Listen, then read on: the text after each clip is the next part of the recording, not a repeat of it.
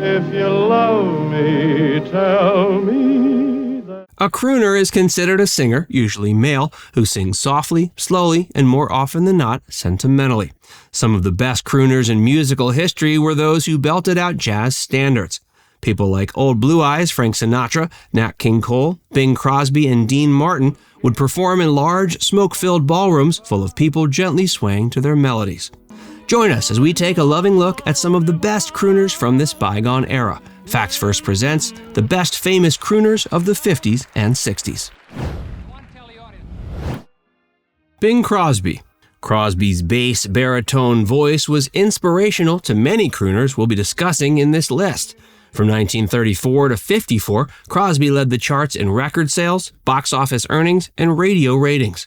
He got his start performing with a band called the Rhythm Boys, but after outshining his bandmates, he rose to fame with songs like Just One More Chance, I Found $1 Million Baby, Out of Nowhere, and At Your Command. Crosby's voice defied traditional singing conventions. He was innovative and consistent, and was even one of the first artists to inspire the coining of the term crooning. Crosby died October 14, 1977, and not long after was posthumously inducted into the Grammy Hall of Fame.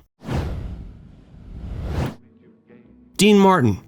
Born Dino Paul Crosetti in 1917, the king of cool, Dean Martin, was a singer who always seemed to make it look easy. From a distance, Martin might have appeared to be a bit lazy, but in reality, during the 40s and 50s, he worked his butt off to become a great crooner like his heroes, the Mills Brothers and Bing Crosby. Martin received widespread recognition, teaming up with Jerry Lewis to form a comedy team. In 1956, Martin and Lewis split up, but both stars went on to achieve greatness. Dean became a megastar with numerous hits like That's Amore, Sway, Memories Are Made of This, and Volare.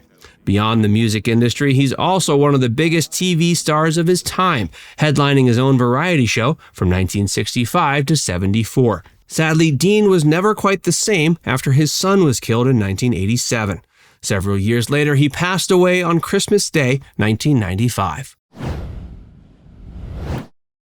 Frank Sinatra.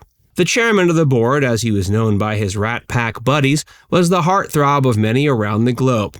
But it wasn't just his dashing good looks and debonair demeanor that made him the envy of many. Sinatra's melodious baritone voice, coupled with his spellbinding lyrics, earned him over 30 awards and accolades, including 3 Oscars and 13 Grammys. Some of Frank's biggest tunes included Fly Me to the Moon, New York, New York, Moon River, High Hopes, and I Did It My Way. Listening to these songs today takes you back to a warmer and happier time in pop culture history.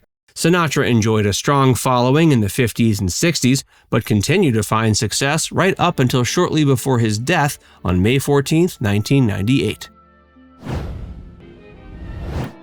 Dick Haymes. This crooner burst onto the music scene in the early 40s after putting his time in as a vocalist with the Harry James and Tommy Dorsey Orchestra. With his rich, moving, and deeply soulful baritone voice, he put out hits like You'll Never Know, It Might As Well Be Spring, and Little White Lies. Haymes signed a record deal with Decca Records and was given second choice of songs, following their main crooner of the time, Bing Crosby. Sadly, Haymes struggled with alcohol for many years and had several failed marriages, but his voice remained strong right up until his death from lung cancer in 1980. Tony Martin. Tony's musical career began in the mid-30s when he emerged as a confident and engaging singer. He had numerous hit songs throughout his lengthy career, such as Tenement Symphony, It's a Blue World, Stranger in Paradise, and All the Things You Are. In his later years, he faced a great deal of heartache. His beloved wife of decades, Sid Charisse, passed away in 2008. 3 years later, his only son, Tony Martin Jr., died as well. The following year, Tony passed away at age 98. Buddy Clark. For many years, Buddy Clark was a successful radio and big band singer. He had the charisma of a movie star, but unfortunately didn't have the looks of one. In 1946, he signed a recording contract with Columbia Records, and not long after scored his most significant career hit with the track Linda. In 1947, Clark had several more hits, including How Are Things in Glockamora, Peg o' My Heart, I'll Dance at Your Wedding, and An Apple Blossom Wedding. A year later, he had another big hit on his hands with the song Love Somebody, a duet he did with Doris Day. Clark tragically died in a plane crash October 1st, 1949, but his music continued to be enjoyed by countless fans throughout the 50s and 60s. Billy Eckstine. This legendary singer was born in Pittsburgh in 1914. He had a smooth as butter voice and the looks to suit. Eckstine did a ton of live performances, touring with Sarah Vaughan. A few of his most significant hits include I Apologize, My Foolish Heart, I Get a Kick Out of You, and Every Time We Say Goodbye. In the 60s and 70s, Eckstine recorded for Motown Records, as well as several smaller labels, but the peak of his career was in the 50s. Still, his voice never wavered. He continued to perform well into his golden years. He retired in 1990 and died in Pittsburgh on March 8, 1993, at age 78. Bobby Darin. This crooner somehow managed to cram more living into his brief 37 years than most people do in their lives. He first found success in the music industry with his hit song Splish Splash, released in 1958. Darin had dreams of outshining his idol, Frank Sinatra, and in many ways he was more of a dynamic performer than Frank was. Some of Darin's most celebrated songs were Mac the Knife, Artificial Flowers, and Beyond the Sea. Much like the majority of his fellow crooners, Darin acted in films and was a top draw in Vegas. While his life was ultimately cut short, he recorded many albums.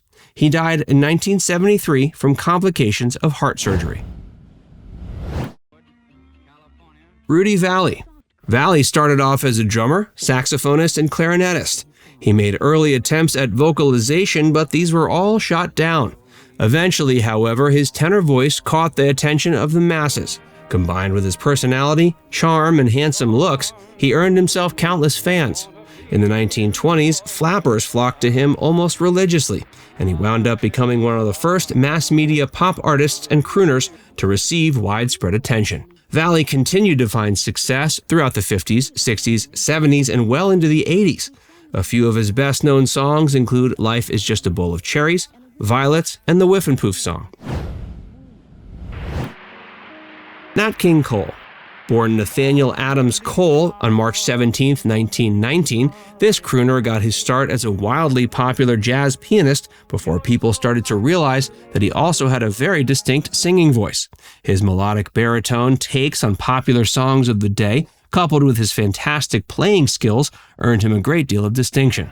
A few of his best-known songs include Straighten Up and Fly Right, Route 66, Mona Lisa, and Those Lazy, Hazy, Crazy Days of Summer. For his contributions to the world of music, Cole has been inducted into the Grammy Hall of Fame, the Rock and Roll Hall of Fame, and the Jazz Hall of Fame. Tony Bennett. Last but not least, we have a crooner who first found success in the 50s and 60s, but went on to enjoy continued success to the present day. Born Anthony Dominic Benedetto, Tony Bennett served in the Second World War and spent some time as a painter before taking the music world by storm with hit songs like I Left My Heart in San Francisco, Because of You, I Want to Be Around, and Blue Velvet. Throughout his celebrated career, Bennett has put out 61 studio albums, mainly consisting of jazz standards and pop songs. He's won 17 Grammys and has been honored with the Grammy Lifetime Achievement Award. He's also the founder of the prestigious Frank Sinatra School of Arts in New York. On August 5th, 2021, Bennett gave his final performance at Radio City Music Hall. That same year, it was revealed he had been diagnosed with Alzheimer's disease in 2016. Now it's time to hear from you. Who do you think was the best crooner of the 50s and 60s? Let us know in the comments section below.